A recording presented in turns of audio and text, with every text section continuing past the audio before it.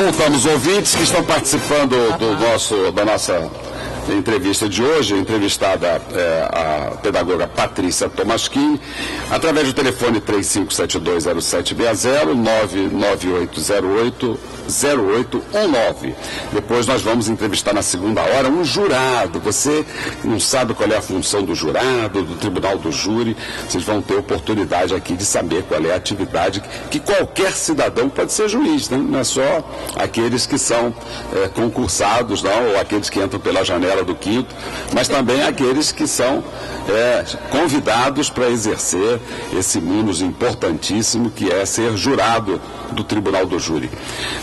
Mas, Patrícia, foi feita aqui uma pergunta, né, sobre a questão das mães que participam desta atividade aí da Candelária Nunca Mais.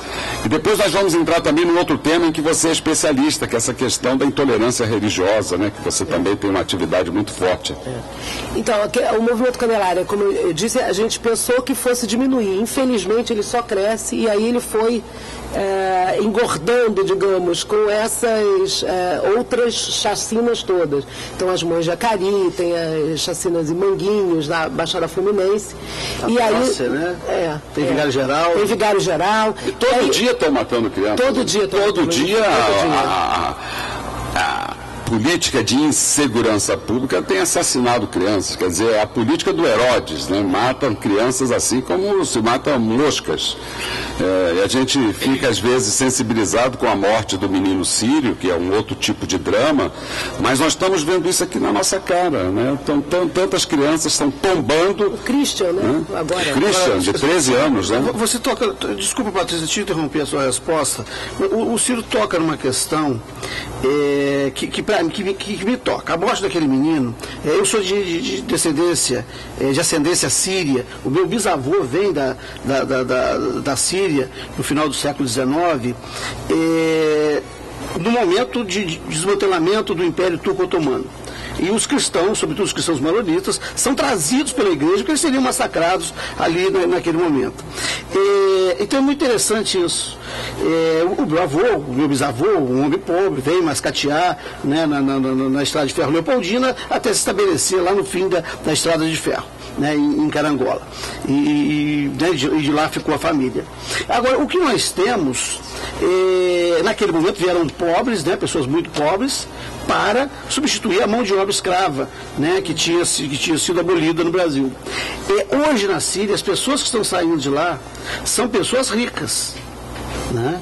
É muito interessante. Preparadas. Pessoas ricas e preparadas. Porque quem está chegando ao poder, né, quem está hoje dominando as cidades, são pessoas despreparadas, né? O exército islâmico, né, são mercenários armados pelos Estados Unidos, Inglaterra e França, né, Itália e Alemanha, né? Então são mercenários, gente sem nenhuma qualificação, que estão dizimando, que estão desumanizando, né, a região e expulsando essas pessoas preparadas. Então a morte daquele menino é bem emblemática, porque ele tem nome, ele é branco, né? Ele veste a roupa que os nossos filhos, né, vestem, né? Então tem uma tipologia, né? Aquele é um dos nossos, né? Quando você falou que essas pessoas não têm nome, né? Eu trabalhei 18 anos na Baixada Fluminense como juiz, 13 em Magé e 15 em Nova Iguaçu.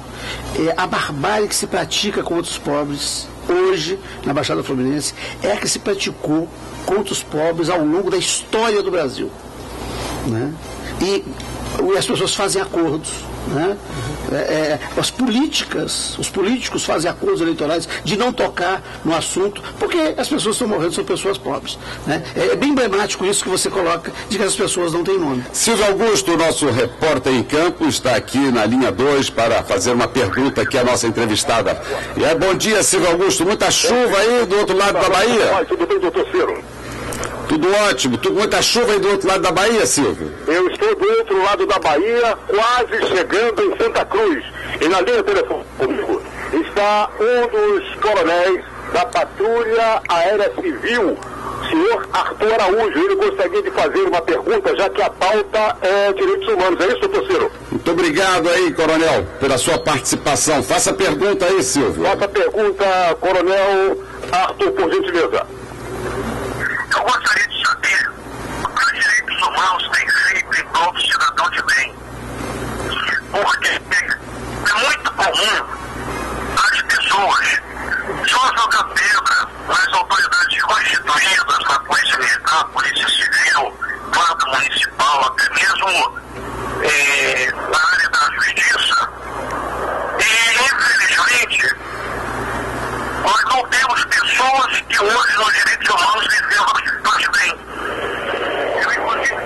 Ok, doutor Silvio, essa é a pergunta do Coronel Arthur, da Patrulha Aérea Civil em Santa Cruz. Muito obrigado, Coronel. Uma alegria muito grande ter o senhor aí participando e na audiência do nosso programa. O desembargador Damasceno vai responder essa pergunta.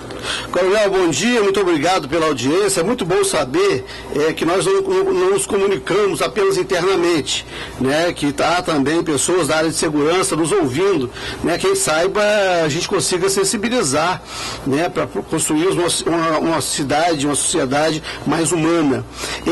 A primeira questão, Coronel, da sua pergunta, ela traz um equívoco conceitual. Ou seja, os direitos humanos fazem pelas pessoas de bem. Os direitos humanos não são uma categoria alheia a todos nós. Direitos humanos são direitos próprios de toda pessoa humana, né? Porque nós temos também as pessoas jurídicas, né? Então, as pessoas físicas são pessoas humanas. Então, todas as pessoas humanas têm direitos básicos, direitos elementares, pela simples qualidade de ser uma pessoa humana. Depois, né, decorrendo da situação que essa pessoa está na sociedade, tem mais de 16 anos, pode votar, né, aí tem direito a voto, né, se é coronel da polícia, se for preso, tem direito de ficar no batalhão, né, especial de polícia, lá no BEP. Então são outros direitos que são agregados em decorrência de outras situações, né, de outras qualidades que a pessoa tenha. Mas há direitos básicos, que são direitos de toda pessoa humana, né? Então, seja ela a pessoa que for, a qualidade que ela tiver, ela tem esses direitos. Então, o que essas pessoas que militam, né, pelos direitos humanos fazem é tentar fazer com que todas as pessoas humanas sejam reconhecidas como tal, né? Não se tortura animal, ninguém, né, permite que um burro que esteja puxando uma carroça seja torturado, mas ainda se permite a tortura de pessoas no Brasil e no Rio de Janeiro. Não se permite matar um cachorro que está andando na rua, ninguém pode chegar e dar um tiro no cachorro. Isso abismaria, né, a sociedade, a mídia ficaria, né, empolvorosa. Mas se tem matado crianças, se tem matado pessoas. E o Rio de Janeiro hoje é uma cidade recordista em morte de pessoas, normalmente negras e pobres. Então, é o seguinte, direitos humanos é para todos. E nós também fazemos a defesa, Coronel, daqueles que estão em atividade, né, para nossa segurança. Evidentemente, quando tem os direitos, né, cotidianamente, a Justiça tem se posicionado ao lado, né, de agentes de segurança quando atuam, né, estritamente dentro da legalidade, ou seja, nos limites internos, né, da margem da lei. Agora, aqueles que estão à margem da lei são, como todos os outros, né, como tudo que está à margem, marginais. E para esse, a Justiça tem, evidentemente, né, que buscar a responsabilização. Mas eu espero ter respondido a sua pergunta. Eu vou responder também, Coronel, bom dia, obrigada por sua pergunta. Eu vou responder de forma, como eu estou aqui e trabalho na Subsecretaria de Direitos Humanos, eu vou dar 2 exemplos de trabalhos que a Subsecretaria vem fazendo, que são muito importantes e que, inclusive, auxiliam aí o seu trabalho na questão da segurança. Nós somos uma cidade que vamos ter aí as Olimpíadas, então a Subsecretaria está à frente de um comitê de proteção integral à criança para os mega eventos, entendendo que o Rio de Janeiro tem mega eventos o tempo todo, né? Então, todos os órgãos estão lá, inclusive os órgãos de segurança, para fazer uma ação mais integrada e facilitar o trabalho da segurança pública. O outro trabalho que está sendo feito, que a nossa cidade infelizmente não tinha, é a questão da gestão dos conselhos tutelares, né? Então é muito importante, nossa cidade tinha pouquíssimos conselhos, já temos agora, acho que 30 e pouco, ainda tem mais um pouco, ainda é insuficiente, parece que o número necessário seria de 40, mas a prefeitura tem essa meta, então, e com uma equipe completa, onde, por exemplo, a polícia, ela é muito chamada, o cidadão carioca só tinha o número do telefone da polícia para chamar em casos de conflito ou situações em que se precisava atender aí esse jovem, né? Agora a gente tem os conselhos tutelares com uma equipe que está sendo treinada com psicólogos, com administrativo e além do conselheiro tutelar, para fazer esse trabalho, para que isso não recaia só sobre as forças de segurança. E também nós somos o programa Encontro com a Justiça. E, Coronel, na Justiça, o elemento mais prestigiado é o elemento de segurança. Para o senhor ter uma ideia, 90% das testemunhas na Justiça Criminal são policiais militares. Então, portanto, é um sinal de que os direitos humanos de todos aqueles que são humanos, sejam eles de que categoria for, eles são respeitados e são prestigiados. E aqui no nosso programa Encontro com a Justiça, nós entrevistamos aqui recentemente um coronel da Polícia Militar e juntamente com ele um profissional em meditação transcendental. E a nossa preocupação com a saúde dos profissionais de segurança é tão grande que nós fizemos um encontro desses dois profissionais e hoje a Polícia Militar está promovendo meditação transcendental para os policiais militares terem mais saúde, serem mais saudáveis e respeitarem mais os direitos humanos. E, por último, hoje, a notícia que está circulando em toda a mídia do Rio de Janeiro é uma decisão da Justiça que proíbe PM de deter jovens sem haver flagrante. Olha que decisão inusitada. Isso está na Constituição, coronel. Isso é para todo mundo cumprir. Ninguém pode prender qualquer pessoa, seja ela criança, adolescente ou adulto, sem ela estar em flagrante delito ou por ordem escrita e fundamentada de autoridade judiciária competente. Isso está na lei. E, no entanto, a prática da polícia, de alguns policiais, a gente não pode generalizar, é a de impedir que jovens negros e pobres cheguem à praia, que é um local público, que deve ser frequentado por todos. Foi necessário uma ação da Defensoria Pública, provocando a Justiça, para que a Justiça declare aquilo que está na lei. O que está na lei? Ninguém pode ser preso sem motivo. Ninguém pode ser preso porque é preto, porque é pobre, porque é da periferia, porque mora em Campo Grande. Então a Justiça está aí para garantir direitos fundamentais, que também são chamados direitos humanos, porque são inerentes a toda pessoa, todo cidadão, numa sociedade civilizada, o exercício desses direitos. Então, agradecemos muito a participação dos nossos ouvintes e por isso nós trazemos aqui para conversar com os nossos ouvintes pessoas da importância da Patrícia Tomaschini, que também desenvolve um ativismo muito importante na questão da intolerância religiosa. Como é isso, Patrícia? Então, a gente sabe que eu quero resgatar aqui o Darcy Ribeiro, que falava que a nossa cidade, que o Brasil é uma máquina de moer carne. Né? Então acho que ele ainda é emblemático nesse sentido de entender como é que isso funciona.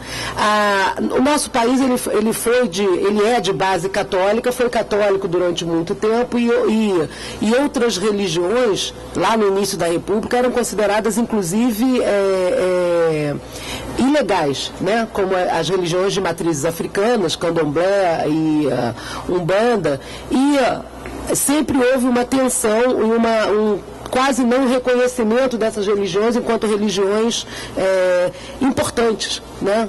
Eram chamadas de seita e tal. E a gente tem um conflito muito grande na nossa sociedade atualmente, acirrado inclusive por conta do crescimento dos grupos evangélicos, né?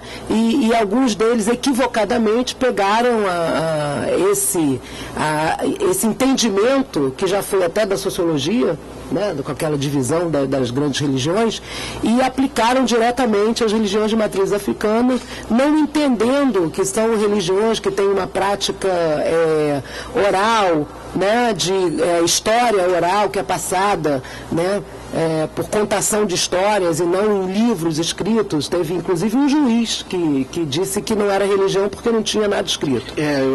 Foi o juiz federal, Eugênio, o nome dele, isso. Que disse que para ser religião tem que ter um Deus, Né? Então não pode ter, na pluralidade de Deus, não pode ter. Tem que ser um Deus único, um livro escrito, né? E uma hierarquia religiosa. Né? Então, quer dizer, eu só falo assim, olha, tem mais, e tem que ser da minha religião também, porque as outras todas não são. Mas, Patrícia, se eu tivesse fazer uma pergunta, eu estou meio implicante com a palavra intolerância religiosa. Eu estou buscando um outro conceito para isso. No Império, a religião oficial do Império era o catolicismo. E a partir de um dado momento você olha, mas toleram de outros cultos, desde que ministrados no âmbito doméstico, e que o local da celebração não tenha característica de templo. Então você tinha alguns protestantes clássicos, né?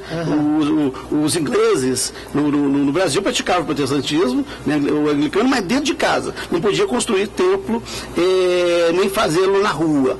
E aí a Constituição falava que era tolerado. A religião oficial é o catolicismo. Mas tolera-se essas outras, né? Desse protestantismo europeu.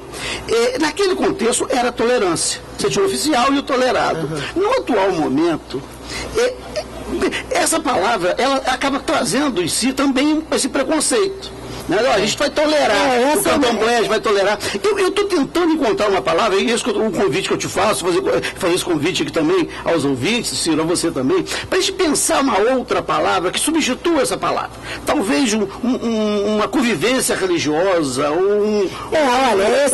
uma coexistência religiosa, alguma coisa que nos remeta a um tempo presente e que todas devem ser tratadas com igualdade. Então, desembargador Damasceno, a gente, nessa caminhada, quer dizer, vocês tinham que entrevistar o Babalaô Ivanildo dos Santos, então ótimo, ele vai poder falar muito mais disso, que ele está à frente da Comissão de Combate à Intolerância Religiosa.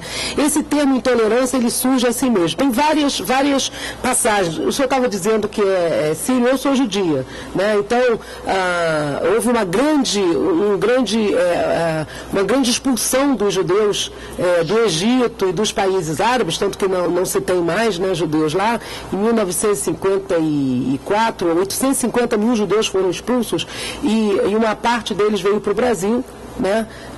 E também eram judeus que estavam muito bem lá e vieram para cá e foram trabalhar como mascates e tal. Então, a primeira abertura da Igreja Católica foi com os cristãos, né? Então se criou cultos ecumênicos.